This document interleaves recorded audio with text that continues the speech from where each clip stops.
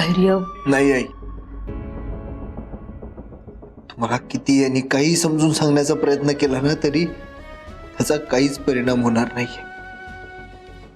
जोपर्यंत माझी सावी बरी होत नाही तोपर्यंत मी इथनं हलणार सुद्धा नाहीये. आणि तुम्ही तिला असं डायरेक्ट ऍडमिट करायला नको होतं.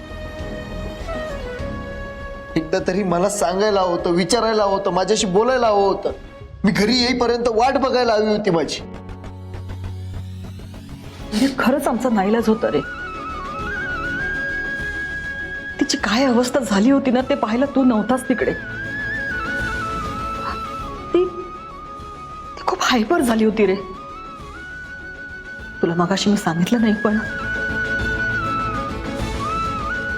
त्या वेड्याच्या भरात तिने भाऊंवर हल्ला पण केला. खरंच लागलं त्यांना, रक्त यायला लागलं हातातून. मग आता अशा वेळेला आम्ही काय करणार होतो सांग. भाऊनेच डिसिजन घेऊन फोन केला आणि तिला इथे पाठवले. ठीक आहे, तुझ्या मते समजा माझं प्रेम नाहीये सावीवर किंवा तिच्याबद्दल काळजी नाहीये, पण अनुराधाताईंचं काय? त्यांची तर मुलगी आहे ना ती, त्यांचं तर प्रेम असणारच. भाऊंचं आपल्या नातीवर किती प्रेम आहे, ते तिची किती काळजी घेतात, हे आता मी तुला वेगळं सांगायला हवं का?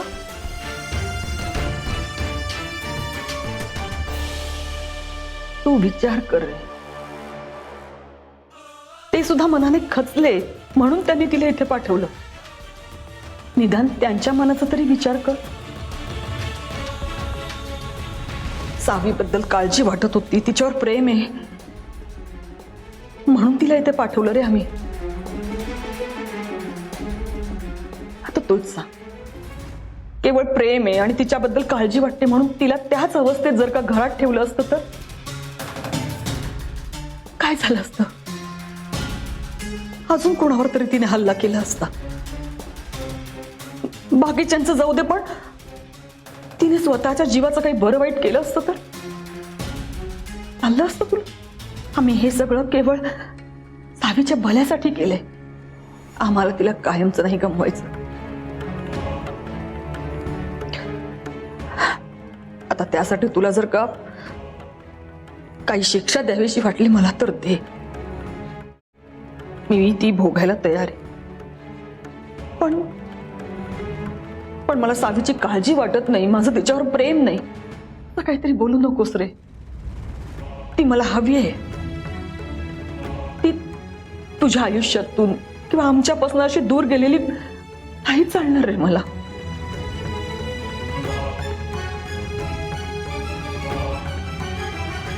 सॉरी, पण सावीची अशी अवस्था बघवत नाहीये मला.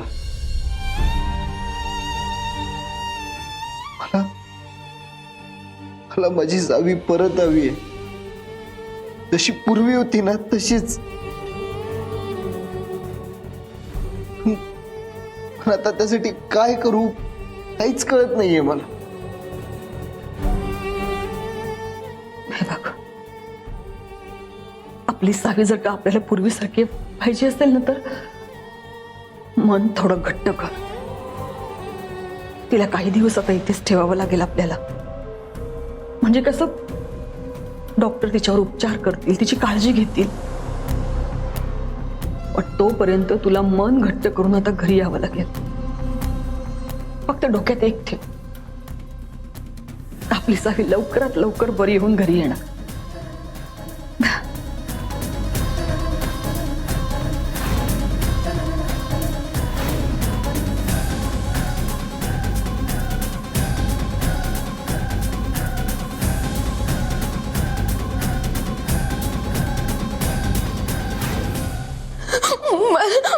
मला फ्रेंडकडे जायचंय.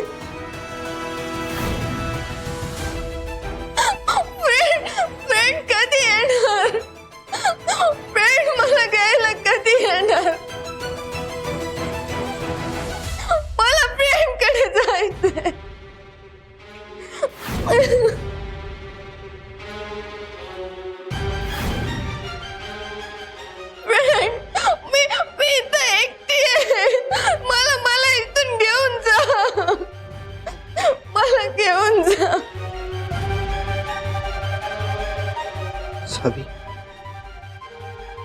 मी तुला लवकर न्यायला येईन.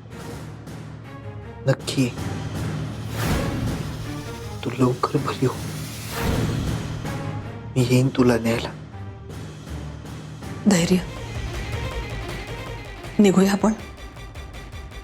तू जितका वेळ इथे थांबशील ना, तुझा जीव अजून इथे अडकून राहील. चल.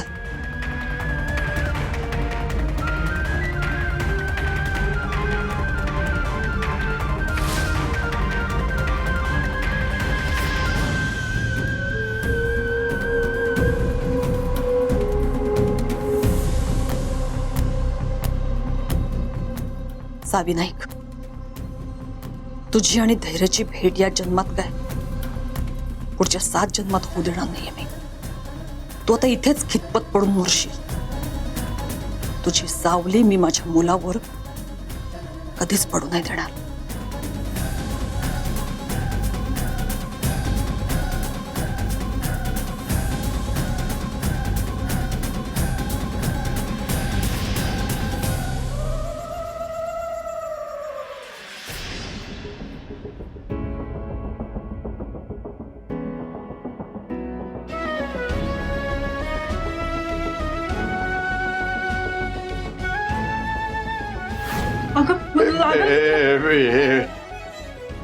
चाकू आहे तो. लागल लागल पोरी. असं करू नको. दे माझ्याकडे दे चाकू. नाही, जा तुम्ही, जा. मी सांगतो दे चाकू.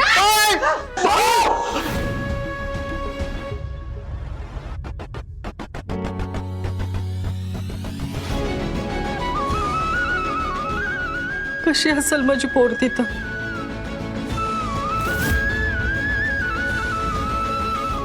हो ना, माझ्या डोळ्यासमोर अजून तिचा चेहरा जसाच्या तसा आहे. काही दिवस आले आपल्या पोरीच्या नशिबी. तिच्या बाबतीत असं काही घडल असा स्वप्नात सुद्धा विचार केला नव्हता कधी. आता कुठं समजा नीट होईल असं वाटलं, आणि तेवढ्यात आणि कुणाची नजर लागली काय माहित.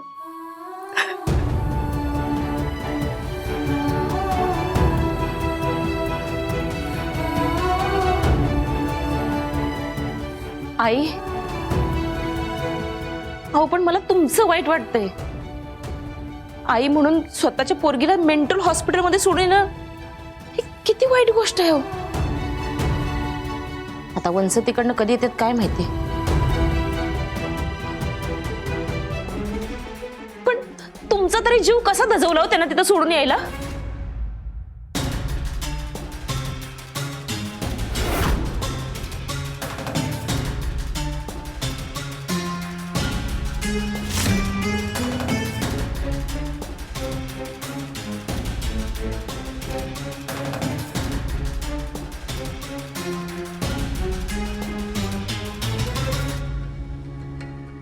आई.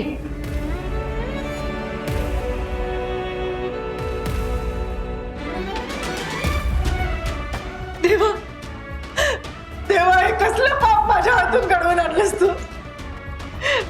ज्या माझ्या लेकीला मी त्या हाताच्या पोळाप्रमाणे जपलं,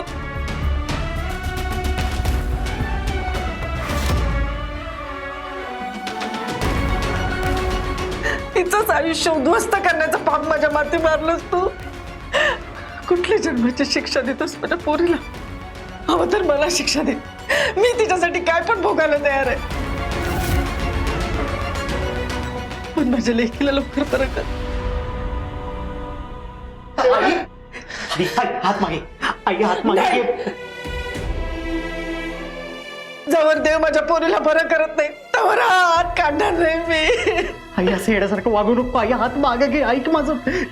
दीपे, तुला पण ना कधी कुठं काय बोलायचं काही कळत नाही. आता मी काय चुकीचं बोलले? मला पण वंशाची काळजी आहे म्हणूनच बोलले ना. माझ्या लेकीशी मी जे वागले, देव कधीच माफ करणार नाही मला त्यासाठी. तरी दामरीताई म्हणत होत्या तिला तिथं नका पाठवू, पण मीच ऐकलं नाही कुणाचं. मला शिक्षा झालीच पाहिजे. अगं का स्वतःला त्रास करून घेतेस तू? मी काय सांगतो ते नीट ऐक. अगं आपण सावीचा विचार करूनच हे सगळं केलंय ना, तिच्या भल्यासाठीच केलंय ना हे सगळं. मग आणि बघ, आपली सावी समर्थ आहे, ती अशी दवाखान्यात पडून राहणार नाही, ती लवकरच बरी होईल आणि आपल्या घरी परत येईल, विश्वास ठेव. अनुराधा,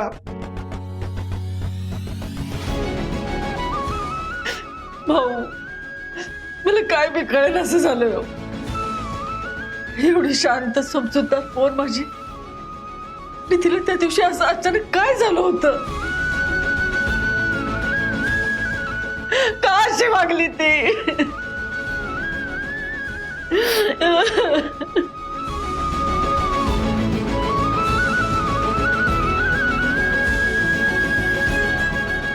त्या दिवशी असं नक्की काय घडलं होतं की ज्याच्यामुळे सावी इतकी चिडली होती, आजच ऐकून घेत नव्हती.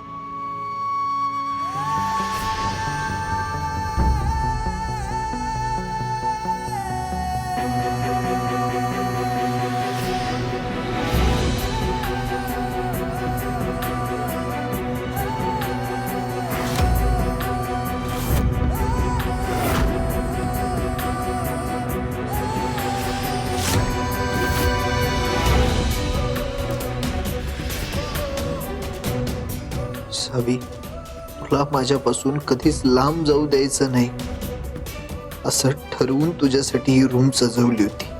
आता तुझ्याशिवाय कसा आत जाऊ मी.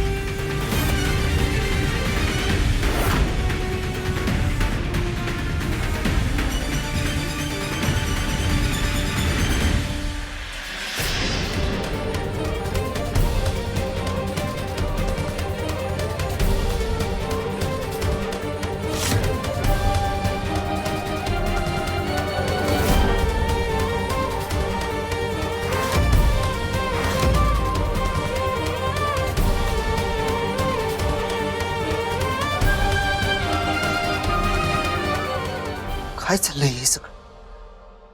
सावीची रूम कोणी रिकामी केली. आई,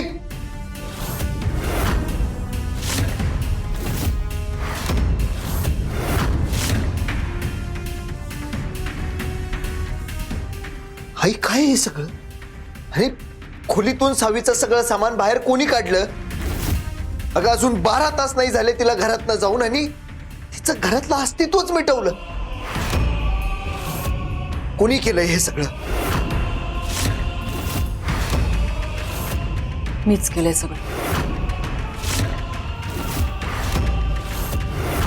धैर्य आता खूप भडकणार आहेत. ह्या बाईची हिंमत कशी होते सगळं करून चौरून वरून मीच केलंय असं सांगायची. तुझ्याकडनं ही अपेक्षा नव्हती आहे. तू मला सांगितलंस की सावीचं आता त्या हॉस्पिटलमध्ये असणं योग्य आहे, मी मान्य केलं. पण ती घरातनं बाहेर जाताच तिचं इथलं अस्तित्वच मिटवून टाकलंय की. मला असं वाटलं नव्हतं की तू असं वागशील म्हणून. धैर्य थांब.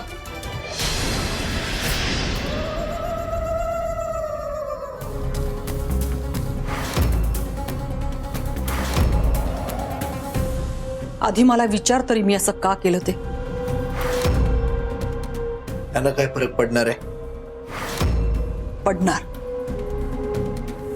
माझ्या मुलाने सत्य जाणून न घेता माझ्याबद्दल गैरसमज केलेला मला नाही चालणार. सावीची सगळी खेळणी, चित्रकलेच्या वह्या, सगळं काही मीच फेकून दिलंय. मला त्या आठवणी घरात नको होत्या.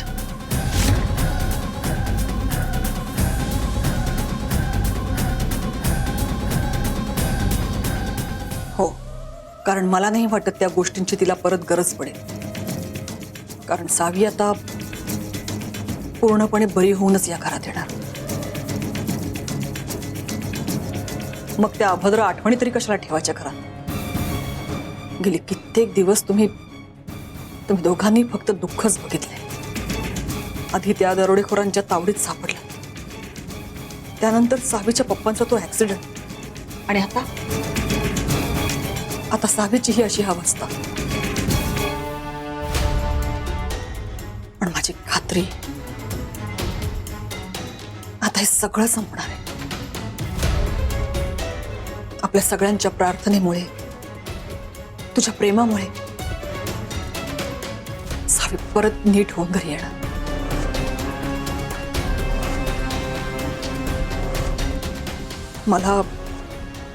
मला असंच वाटतंय म्हणून मी हे सगळं केलं.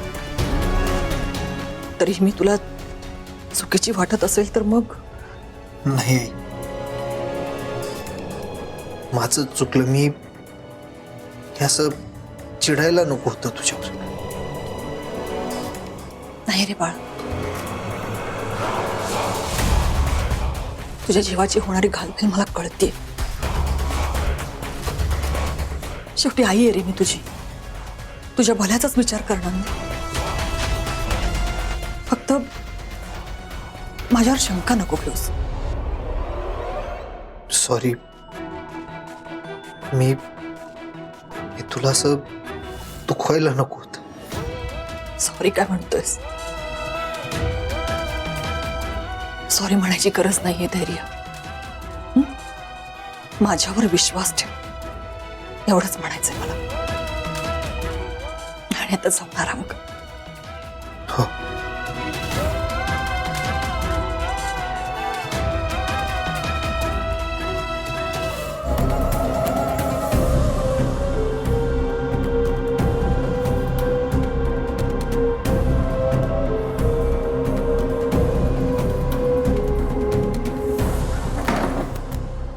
अच्छा, म्हणजे मानलं पाहिजे हा तुम्हाला. कसली भारी ऍक्टिंग केली आहे तुम्ही. वा. माझ्या धैर्याला परत मिळवण्यासाठी मी असे कितीही अश्रू ढाळू शकते.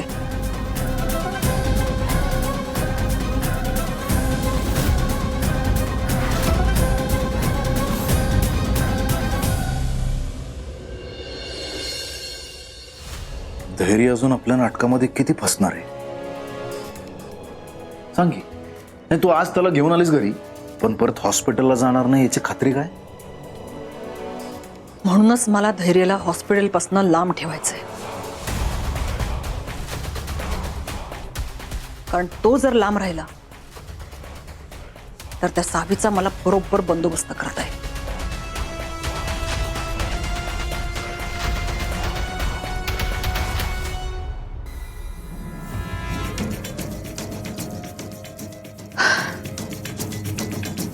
डॉक्टर साहेब नमस्कार.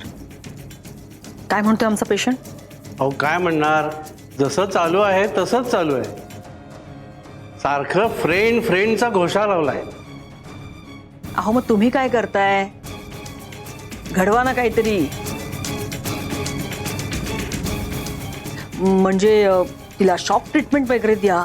काय फक्त काही झालं ना तरी आमचा पेशंट घरी नाही आला पाहिजे. बरं हो. अहो पण अचानक शॉक ट्रीटमेंट का द्यावी लागली असं कुणी विचारलं तर काय सांगू.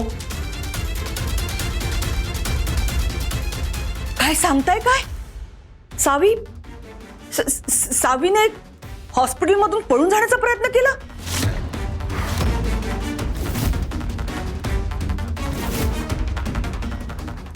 अरे बापरे. आणि तुम्ही सगळ्यांनी तिला अडवण्याचा प्रयत्न केला तेव्हा तिने तुमच्यावर तुमच्या पेशंटवर हल्ला केला? अहो दामिनी मॅडम, तुम्ही असं काय बोलताय? सावीला कंट्रोल करायचं असेल तर तिला शॉक ट्रीटमेंट द्यावीच लागेल.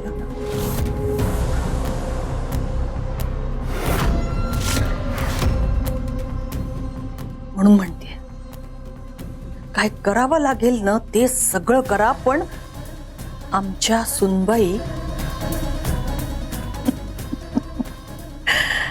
आलं लक्षात. शॉक द्यायची वेळ आली ना तरी द्या. कळालं मॅडम, तुम्ही म्हणताय तसंच होईल, काळजी करू नका. तुम्ही काळजी करू नका, पैसे तुम्हाला मिळतील, फक्त ती पोरं.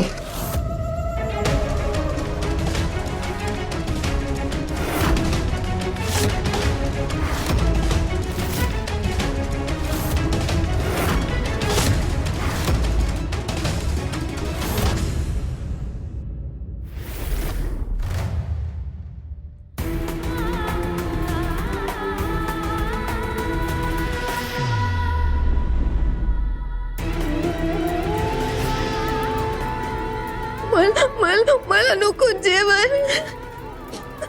मला फ्रेंड कडे जायचंय. फ्रेंड मला घेऊन जा इथून. मला घेऊन जा. फ्रेंड तू ये ना.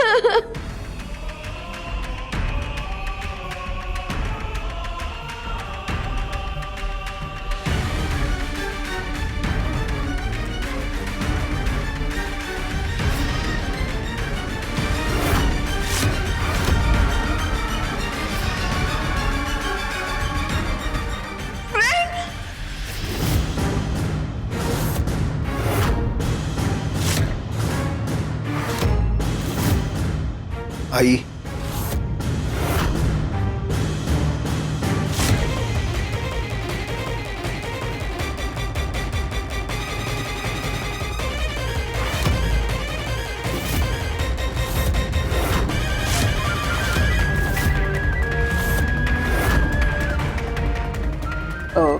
मी आत्ताच सावीच्या डॉक्टरांशी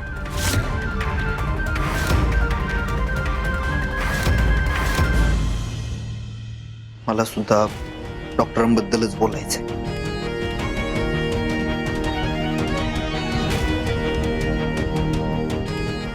मला असं वाटतंय ना की आपण सावीची ट्रीटमेंट अजून चांगल्या ठिकाणी करायला हवी. म्हणजे ते हॉस्पिटल, तिथला स्टाफ, डॉक्टर, मला योग्य नाही वाटले ते लोक. तिथं खूप निगेटिव्ह वाईब्स येत होत्या. सारखं असं वाटतंय की सावी बरोबर काहीतरी चुकीचं घडू शकतं.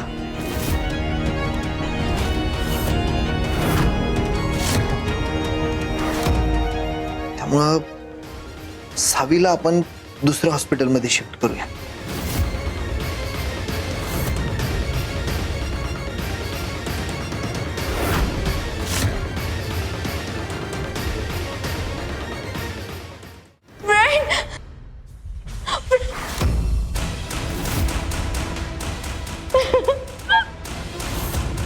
घाबरू नको. आपण झाडावर जायचो.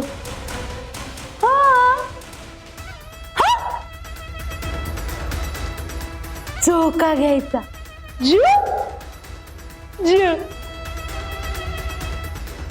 आपणच जाणार.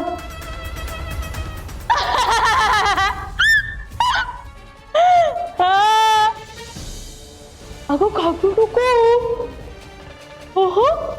मग अजून मज्जा येणार.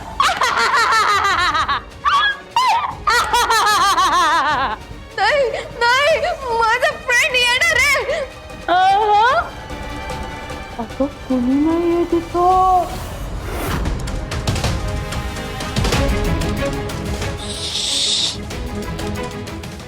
सोडून गेले की तर कोणीच नाही येत. कोणी नाही येणार. नाही जा तू जा.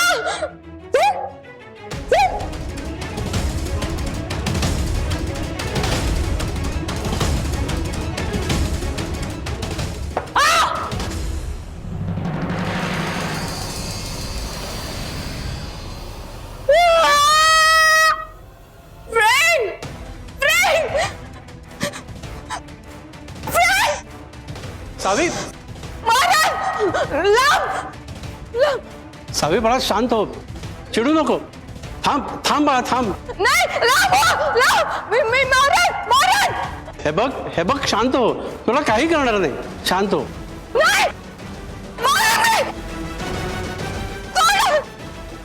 अरे अरे असं काय झालंय, एवढे सगळे जण का पकडताय तिला? सर पेशंटवर तिने हल्ला केला, तिला मारलं. ती अशीच सारखी व्हायलंट होते. तिला घरी पण असंच केलं होतं. नाही मी नाही काय केलं. ती बाई माझ्याकडे आली होती. सोडा मला. सावीला कंट्रोल करायचं असेल तर तिला शॉक ट्रीटमेंट द्यावीच लागेल. हिला ECT रूम कडे घेऊन चला, हिला शॉक ट्रीटमेंट द्यावी लागेल. चला. मला नाही कुठे जायचं. मला फ्रेंडकडे जायचंय. सोडा मला फ्रेंडकडे जायचंय. सोडा. धैर्य, मला कळतंय सावीवर चांगली ट्रीटमेंट व्हावी, ती लवकर बरी व्हावी, घरी यावं असं आम्हा सगळ्यांनाच वाटतंय रे.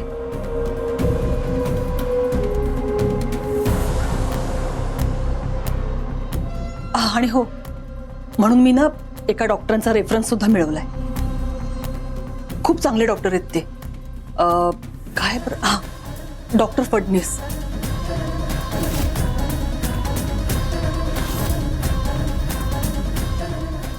अमेरिकेत असतात आणि सध्या काही दिवसांसाठी ते मुंबईला आलेत.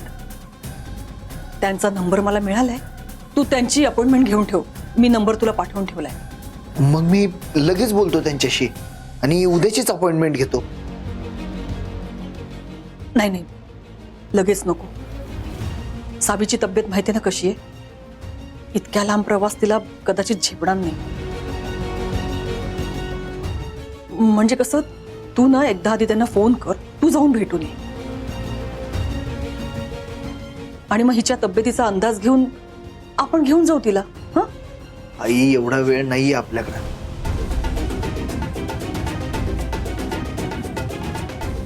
आपल्याला घाई करायला हवी.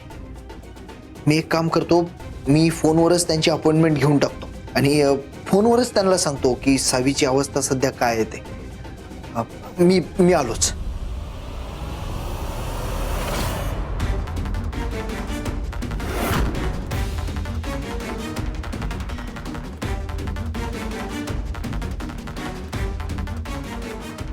हे आई, काय, कोण डॉक्टर फडणीस?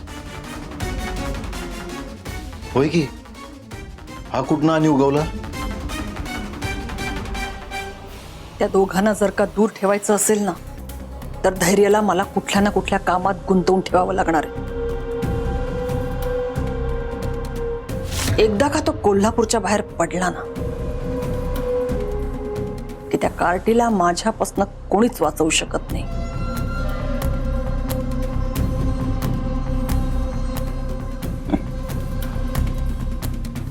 तिचा खेळ संपणार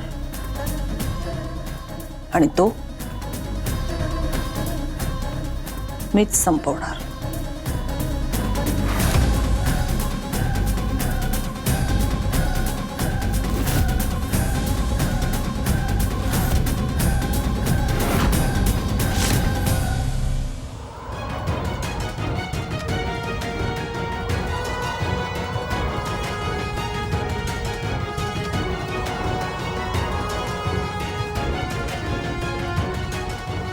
कॉल का लागत नाहीये?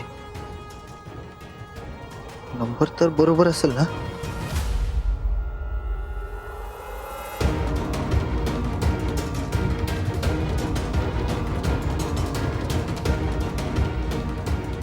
अरे यार, काय करू मी आता?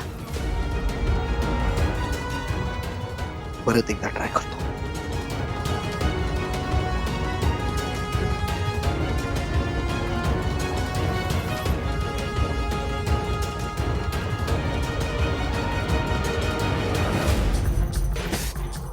हे काम धड होत नाहीये.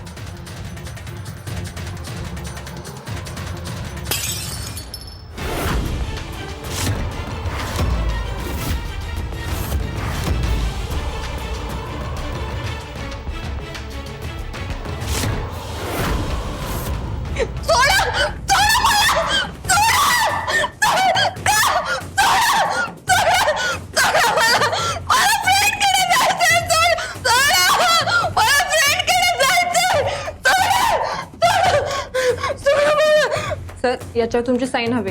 फॉर्म नीट भरलाय ना आणि शॉक ट्रीटमेंटचं रिझन नीट मेन्शन केलंय ना. Yes sir.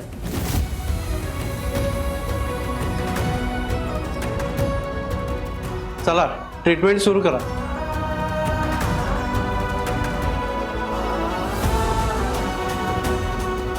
तीन,